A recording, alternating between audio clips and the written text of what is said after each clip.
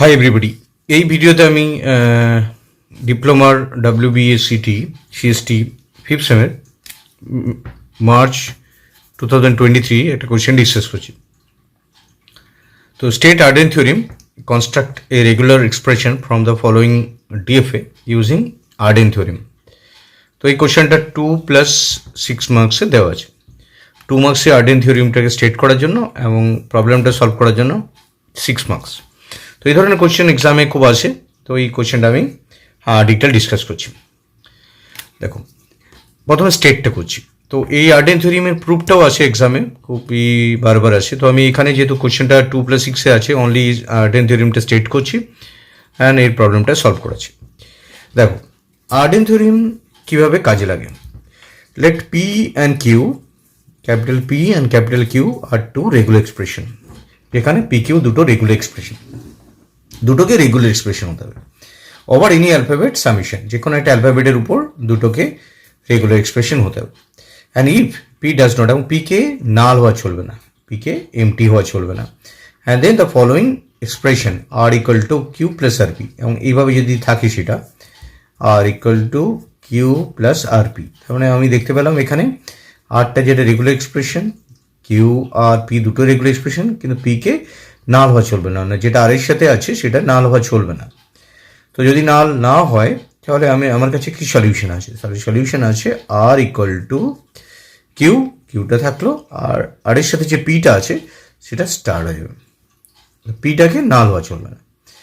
If P does not contain null, then the following expression R equal to Q plus RP has one, একটাই solution হবে, and সেটা only one, মানে unique হবে। One একটাই বোঝাচ্ছে এবং সেটা ইউনিক, এবং যেটা হবে R equal to Q P star। তার মানে হচ্ছে দুটো রেগুলার এক্সপ্রেশন যদি PQ থাকে এবং পিটা যদি নাল না হয়, তাহলে আমি বলতে পারি R equal to Q plus RP তে one and only one solution হবে, R equal to Q P star। R equal to Q P star, তাহলে আর এর মানটা আমি এখানে বসিয়ে দিলাম কিউ পি স্টার, তাহলে আমি সলিউশনটা পেয়ে যাবো। তার মানে কি আর ইকুয়াল টু কিউ পি স্টারটাকে আমাকে আর্ডেন থিওরিমের মেইন সলিউশন হিসেবে দাঁড়াবে, যেটা ওয়ান অ্যান্ড অনলি ওয়ান। দেখো, R equal to Q plus R P, then P not equal to empty, then R equal to Q P star. তো এটা Arden থিওরিমের ডেফিনেশনটা, মানে 2 নম্বরের জন্য যে ডেফিনেশনটা লিখালাম সেটা। দেখো, এবার এই সলিউশনটা ভালো করে বোঝো কীভাবে করছি। তো এই ধরনের প্রবলেম যখনই আসবে তোমরা এইভাবে সলিউশন করো, যেটা আমি এখানে দেখাচ্ছি কীভাবে তোমরা এক্সিকিউট করো। তো প্রথমেই দেখবে ফাইনাল স্টেট কোনগুলো, Q1 Q2, এই দুটো ফাইনাল স্টেট মিলে অ্যান্সার পাবো। যদি সিঙ্গেল একটা ফাইনাল স্টেট থাকতো তাহলে এইটাতেই অ্যান্সারটা পেতাম, যে দুটো ফাইনাল স্টেট আছে, দুটোকেই আলাদা আলাদা করে অ্যান্সার বানাবো, দিয়ে প্লাস করে দেবো, যেহেতু মোর দেন ওয়ান ফাইনাল স্টেট থাকবে। তো করার আগে ইকুয়েশন বানাতে হবে। দ্য ইকুয়েশনস আর কীভাবে, দেখো Q1 যে স্টেটটা আছে, Q1 এর উপর একটা ইকুয়েশন পাবো, Q2-র উপর, Q3-র উপর। Q1 এর উপর যখন ইকুয়েশনটা আমি পাবো তখন কী পাবো, Q1 equal to Q1 into 0, Q1 এর উপর 0 অ্যাপ্লাই হবে, Q1 ইন্টু 0, Q1 এর উপর 0 অ্যাপ্লাই হলো একটা, প্লাস Q1 এর উপর 0, আরেকটা কি হতে পারে, আর কিছু এখানে ইনিশিয়াল স্টেট অ্যাপ্লাই হতে পারে, যেটা এমটি। তোমরা হচ্ছে কেন দুটো লিখলাম, দেখো Q1 এ অ্যারো কী এসে পৌঁছেছে, একটা অ্যারো Q1 থেকে 0 দিয়ে এসে পৌঁছেছে, তাই Q1 ইন্টু 0, আর একটা অ্যারো ইনিশিয়াল, তার জন্য এটা নাল। ইনিশিয়ালটাকে এখানে কিছু ইনপুট নেই বলে নাল। তাহলে Q1 ইকুয়াল টু পেলাম Q1 ইন্টু 0 প্লাস নাল, মানে যে এই স্টেটের মধ্যে যে যে অ্যারোগুলো এসে পৌঁছেছে সেগুলো এখানে লিখে দেবো প্লাস করে। এবার দেখো Q2-র ক্ষেত্রে কী লিখবো, তাহলে Q2-র ক্ষেত্রে লিখবো, দেখো Q2-র ক্ষেত্রে দুটো অ্যারো এসে পড়ছে, একটা এখান থেকে আর একটা ওখান থেকে, মানে একটা Q1 into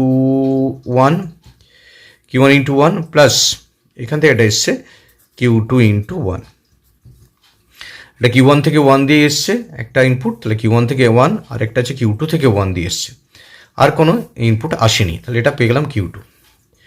similarly Q3 equal to কী পাবো, Q3 ইকুয়াল টু পাবো, দেখো Q3-র উপর যখনই 0 অ্যাপ্লাই করছি, Q3-র উপর কী পাবো, দেখো Q3-র উপর যখন পাচ্ছি তখন Q2 ইন্টু 0 দিয়ে একটা ইনপুট আসছে অ্যারো, আর এখানে দেখো দুটো আছে 0 আর 1, তার মানে plus Q3 into 0 plus Q3 into 1, তার মানে বুঝতে পারছি Q3 থেকে 0 দিয়ে একবার এসছে, কমা দিয়ে আছে মানে দুবার, এবং Q3-র উপর 0 দিয়ে একবার, Q3-র উপর 1 দিয়ে একবার, তার মানে দুটো এখানে এসছে, টোটাল তিনটে অ্যারো, একটা অ্যারো এখান থেকে আর দুটোর জন্য দুটো, মানে যতগুলো ইনপুট থাকবে সেই হিসাবে ততগুলো অ্যারো হিসাবে পাবো। তাহলে প্রথম কাজ আমার হয়ে গেল ইকুয়েশনগুলো তৈরি করা। ডেফিনেটলি তোমরা এই ইকুয়েশনগুলো কীভাবে তৈরি করলাম আমরা বুঝে গেছো যে আমরা এখানে প্রথমে দেখব এর মধ্যে কটা অ্যারো এসছে, দুটো। কীভাবে এসছে, নাল দিয়ে, আর একটা Q1 থেকে এসছে 0 দিয়ে। এটা 1 নম্বর। এখানে দেখো দুটো অ্যারো এসছে, একটা Q1 থেকে 1 দিয়ে এসছে, আর এটা Q2 থেকে 1 দিয়ে এসছে। এখানে দেখো তিনটে অ্যারো এসছে, Q2 থেকে 0 দিয়ে, Q3 থেকে 0 আর Q3 থেকে 1। তাহলে আমি প্রথম যেটা সলিউশন সেটা কমপ্লিট হয়ে গেল, তিনটে ইকুয়েশন আমি পেয়ে গেলাম। এবার তিনটে ইকুয়েশনের রেসপেক্টে এবার আমার সলিউশন কী করে পাবো দেখো। তো সলিউশনটা ডেফিনেটলি আমি তোমাদেরকে বোঝাবো যে কোনো ছবি তোমাদের দেখ আর্ট অ্যান্ড থিওরিম দিক, ফাইনালগুলোই হচ্ছে solution.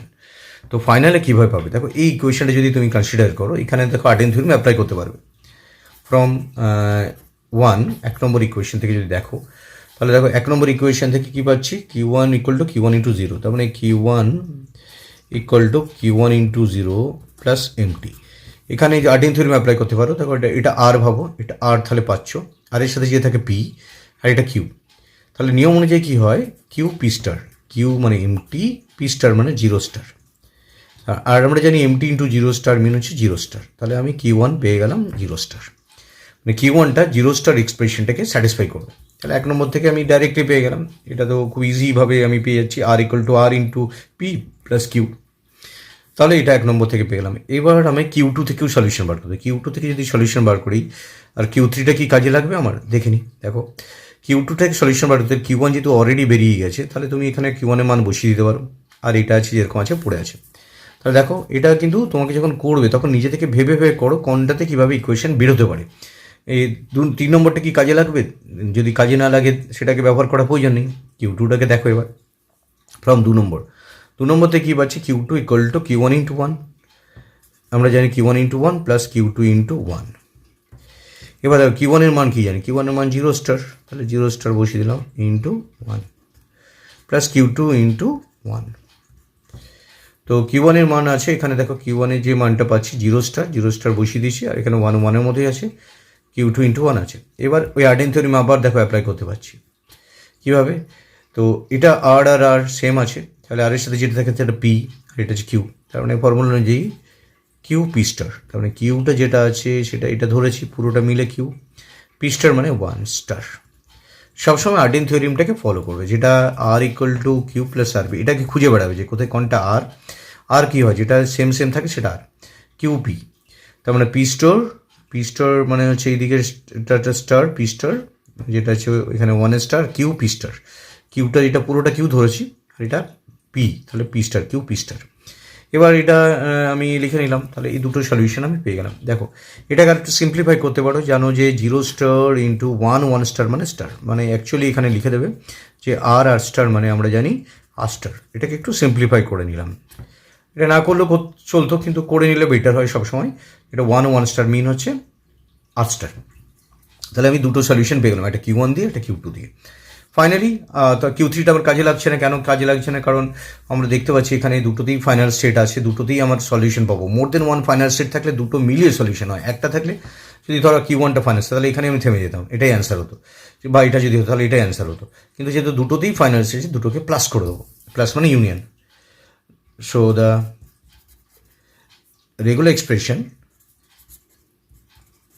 regular expression is, so the regular expressionটা কী হবে, ইকুয়াল টু যেটা পাবো সেটা দুটোকে যোগ করে দেবো, যেটা হচ্ছে Q1কে যোগ করবো প্লাস Q2কে যোগ করবো। Q1 কী আছে, Q1 হচ্ছে 0 স্টার, আর Q2 কী আছে 0 স্টার আর 1 স্টার। তো এটা পেলাম। এবার দেখো এটাকে আরও একটু সিম্পলিফাই করতে পারো তোমরা, যেখান থেকে দেখো 0 স্টার যদি কমন নাও, দেখো এটা Q1 এর মানটা বসিয়েছি, আর এটা হচ্ছে Q2 মান। এটাকে আরও যদি সিম্পলিফাই করে 0 স্টার কমন যাবে, তাহলে এখানে এমটি পড়ে থাকবে। ভেরিয়েবল যদি আমরা বের করে নিই, তাহলে এখানে কিন্তু কিছু না থাকলে এমটি প্লাস 1 স্টার। এবার দেখো এমটি প্লাস 1 স্টার মানে হচ্ছে 1 স্টার, তাহলে এটা হচ্ছে আমার ফাইনাল অ্যান্সার। তার মানে এইটাই হবে আমার এই যে ডায়াগ্রামটা দেওয়া, যেটা ডিএফ এটা দেওয়া আছে, সেই ডিএফের করসপন্ডিংয়ে যে রেগুলার এক্সপ্রেশনটা হতে পারে সেটা হচ্ছে এই রেগুলার এক্সপ্রেশনটা। তো দ্যাট ইজ দ্য অ্যান্সার। তো প্রত্যেকটা স্টেপ তোমরা একবার ভালো করে দেখে নিও, একবার খাতায় লিখে নিও, কারণ কোয়েশ্চেন্সগুলো কোনো এক সময় কমন এসে যেতেও পারে, এবং তুমি প্রবলেমটাও বুঝতে পারছো যে কীভাবে সলভ করছো। প্রত্যেকটা স্টেপ এখান থেকে তোমরা দেখে নিও। তো এটা আমি